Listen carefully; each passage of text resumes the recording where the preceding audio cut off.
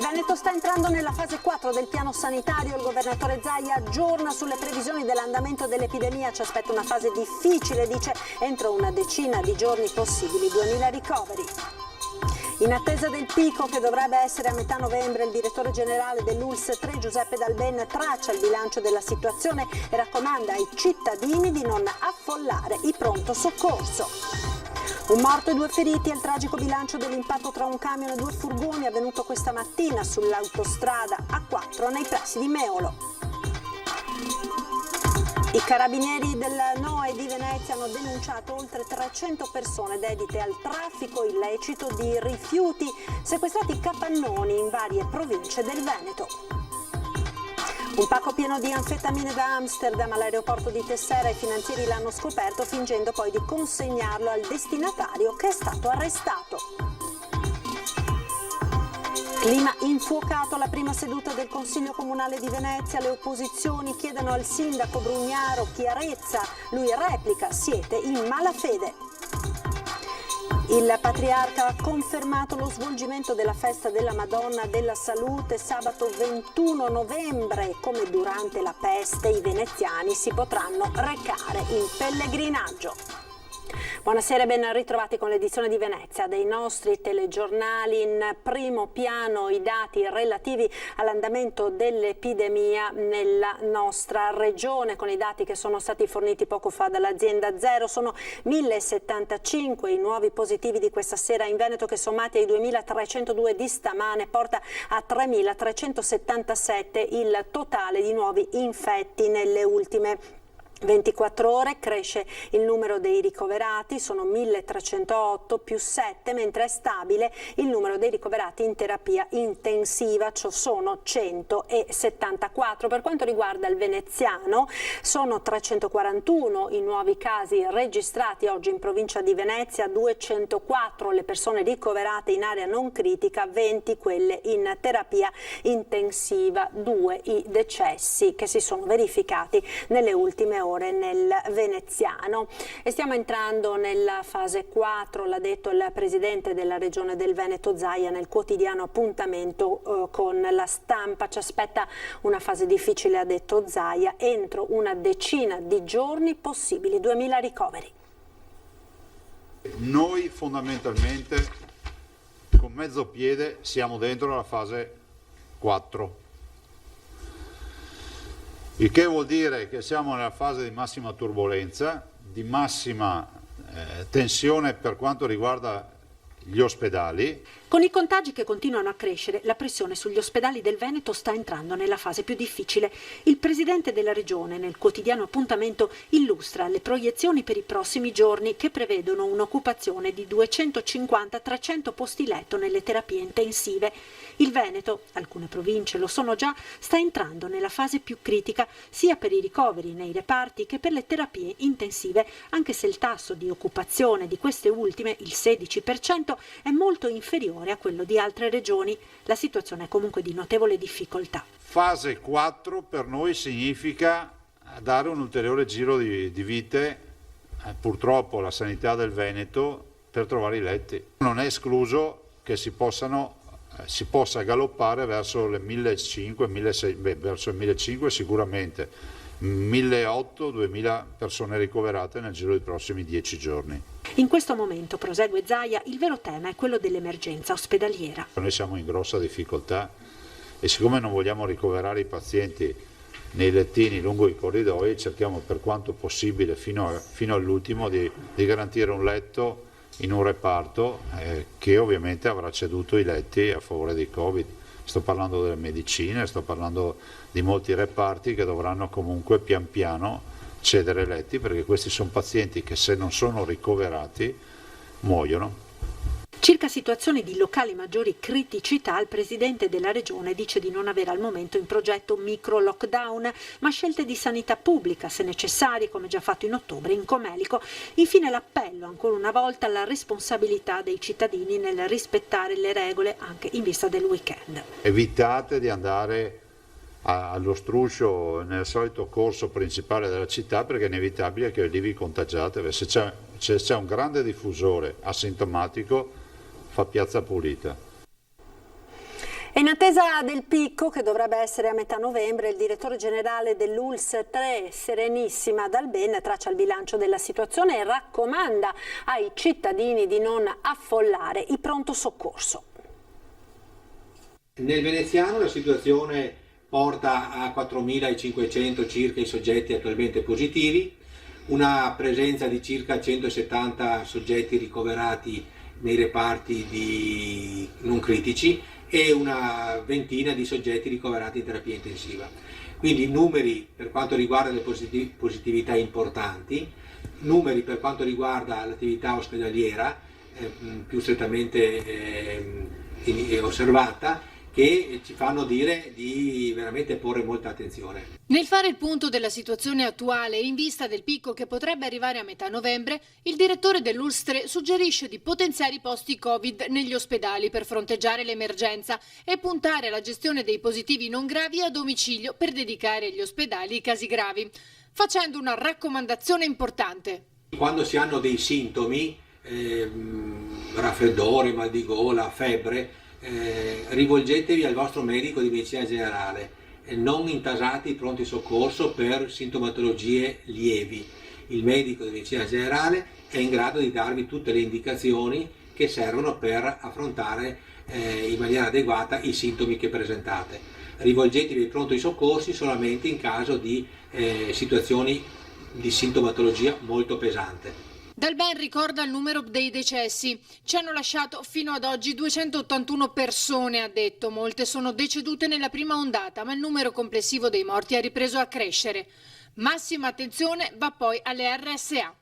Abbiamo attualmente circa 150 positività all'interno delle strutture che riguardano chiaramente maggiormente gli ospiti, ma anche un numero importante di operatori. Bisogna intervenire con molta attenzione, nel senso che la casa di riposo rappresenta un po' l'anello fragile del nostro sistema sanitario, fragile nel senso che ha al suo interno soggetti deboli, soggetti fragili. Nelle scuole del territorio sono 117 le classi interessate da almeno un caso, per un totale di 104 alunni positivi e 34 docenti. La maggior parte è negli istituti superiori. E vediamo ora qual è invece la situazione in Veneto orientale con il direttore generale Carlo Bramezza. Nel Veneto orientale la situazione è ancora più favorevole, diciamo così, rispetto ad altre aree della regione, per fortuna, nel senso che noi abbiamo un tasso di persone che sono positive al Covid, che sono 794 su una popolazione di 228.000 residenti nel Veneto orientale, quindi dello 0,3%.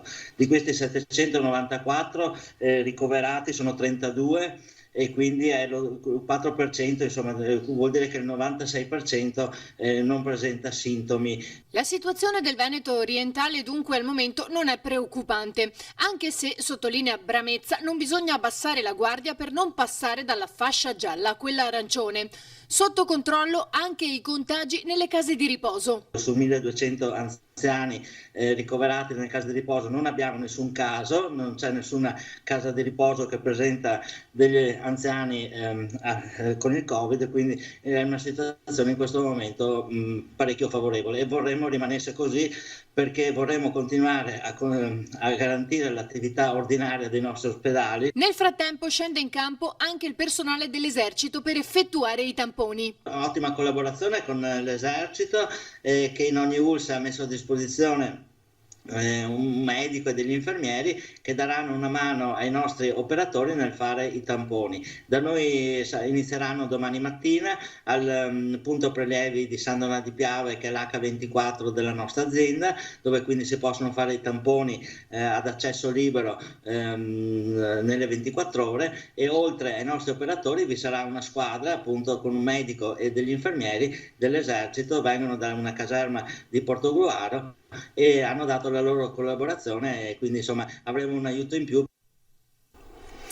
La cronaca, ora i carabinieri del NOE di Venezia hanno denunciato oltre 300 persone dedite al traffico illecito di rifiuti, sequestrati capannoni in varie province del Veneto.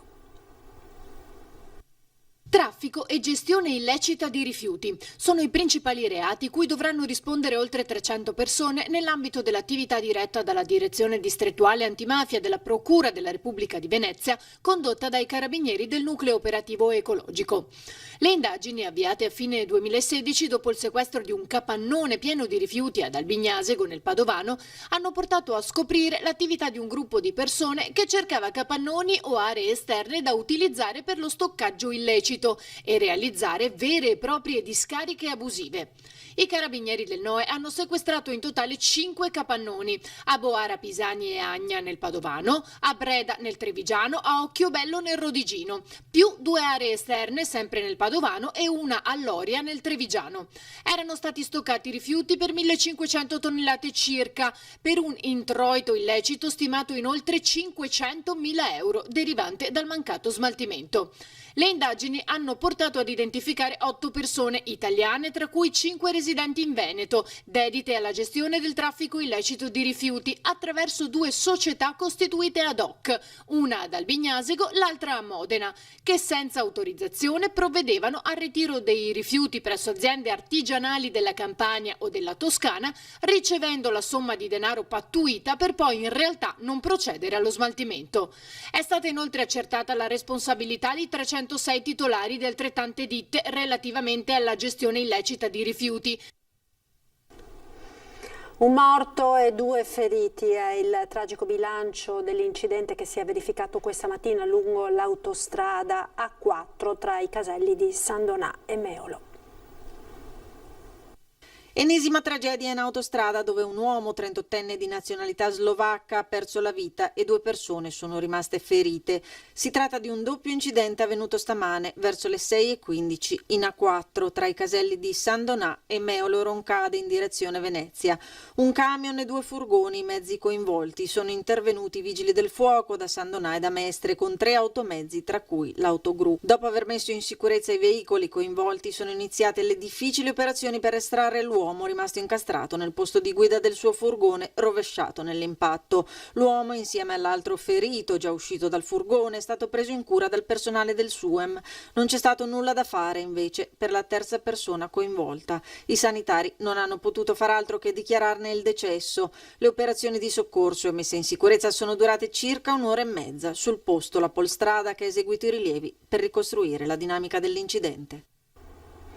I finanzieri del gruppo antidroga e di Tessera, in collaborazione con il personale dell'Agenzia delle Dogane in servizio all'aeroporto, hanno trovato 1,5 kg di anfetamina in un pacco sospetto proveniente da Amsterdam via aerea, destinato ad un 35enne mestrino residente a Carpenedo. Le anfetamine in cristallo erano nascoste in flaconi di crema da corpo. I finanzieri hanno finto di portargli il pacco a casa, dopodiché l'hanno arrestato.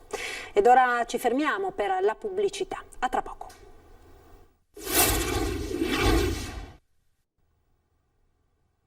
Rieccoci in studio con l'edizione di Venezia dei nostri telegiornali. Clima teso tra maggioranza e opposizione in Consiglio Comunale a Venezia, al centro la questione dell'area dei Pili a Marghera. L'area dei Pili è stata il terreno di scontro al primo Consiglio Comunale di Venezia. Il punto di partenza è proprio l'acquisto a 5 milioni di euro della zona.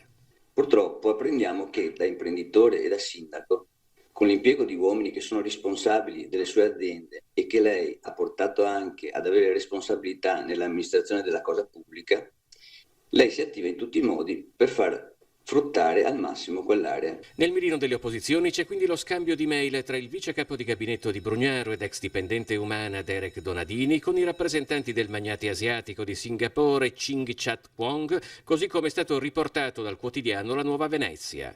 Iniziano l'anno successivo alle elezioni, più o meno nel 2016, almeno da quello che leggiamo, magari ce n'erano anche di precedenti, anche successivamente al Blind Trust, quindi anche successivamente al dicembre 2017, continuano sempre con, da quanto si legge, con i rappresentanti del sindaco. La risposta di Brugnaro è a tutto campo. Il sindaco ricostruisce l'intera vicenda Pili assieme all'architetto Danilo Gerotto, direttore dello sviluppo del territorio del comune. Ribadisce che non c'è alcun atto sull'area, ricorda il trust al quale si è affidato per non avere conflitti di interesse. Voglio citare e ringraziare pubblicamente Maurice Ceron, il mio capo di gabinetto, Luca Zuin e Derek Donadini, i suoi 2 vice. Grazie ragazzi di vero cuore, grazie per aver sopportato e sopportare carichi di lavoro davvero pesanti in questi anni. La risposta però non soddisfa le opposizioni. Ma in una mail scritta nero su bianco il rappresentante della Global, come si chiama, che dice: voi amministrazione mi avete chiesto di fare un progetto perché voi amministrazione vi sareste impegnati a cambiare la cubatura realizzando un business stratosferico. Poco tempo e anche Brugnaro perde la pazienza. Se la signora Samba qualcosa, vada in procura della Repubblica immediatamente, basta con questa storia giustizialista, con la mascherina se davanti al video da sola a casa, si mette la mascherina, se guarda, ci sta che si accende, si mette a posto. A quel punto Pierpaolo Baretta di intervenire. Gli chiederei di cambiare i toni, di non utilizzare le persone, di evitare interventi diretti sulle persone, non aiuta, non serve. Il patriarca di Venezia, dopo essersi confrontato con sindaco e prefetto, ha confermato dal 19 al 22 novembre lo svolgimento della festa della Madonna della Salute e sabato 21 novembre, come durante la peste, i veneziani potranno recarsi in pellegrinaggio per chiedere questa volta alla Vergine che il Covid venga debellato. Mai come quest'anno la festa della Madonna della Salute, sabato 21 novembre, è attesa e sentita da tutti i veneziani. Il patriarca di Venezia, Monsignor Francesco Moraglia, dopo essersi confrontato con sindaco e prefetto, ha confermato che la festa e il pellegrinaggio in Basilica quest'anno saranno celebrati. In uno dei momenti più tragici della sua storia, Venezia non può certo dimenticare il suo legame e il voto fatto alla Vergine per liberare nel 1600 la città dalla peste.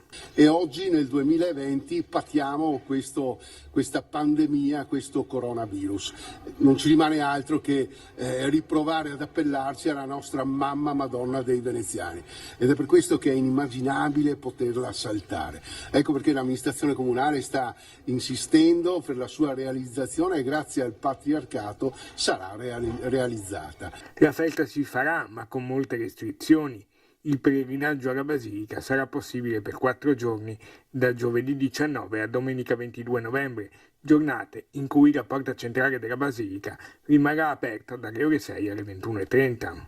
Il programma è confermato a patto che la curva del contagio e la situazione epidemiologica nelle prossime settimane si mantengano almeno in fascia gialla e non peggiorino in modo significativo. Il pellegrinaggio verrà fatto mantenendo il distanziamento e mascherina, messe solo ad inizio e fine giornata del 21 novembre, 2, massimo 3 celebrazioni, non più ad ogni ora come avveniva abitualmente. Staremo bene attenti a quelle che saranno le indicazioni, ma tutti nei 3, forse più giorni che saranno dedicati al pellegrinaggio potremo sicuramente accedere all'altare della nostra Madonna. Ed era questo l'ultimo servizio, grazie per essere stati con noi, come sempre ci salutiamo dando uno sguardo alle previsioni del tempo con il nostro meteo. Arrivederci e buon proseguimento con i nostri programmi.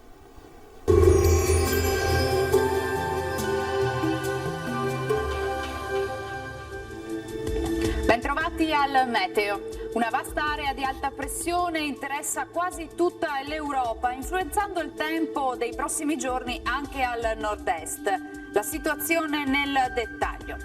Sul Veneto nelle ore più fredde saranno possibili alcune foschie o nebbie in pianura, nonché sui fondovalle, ma in rapido dissolvimento. La nostra grafica ci mostra che sarà tutto sommato una giornata decisamente soleggiata con cielo per lo più sereno. Temperature stazionarie minime fino a 9 gradi, valori massimi compresi invece tra i 15 e i 17 gradi all'incirca. Ci spostiamo ora sul Friuli Venezia Giulia, dove non cambia lo scenario, anche qui avremo una splendida giornata all'insegna del sole, cielo sereno o velato. Temperature minime tra 6 e 11 gradi, massime sui 17-19 gradi.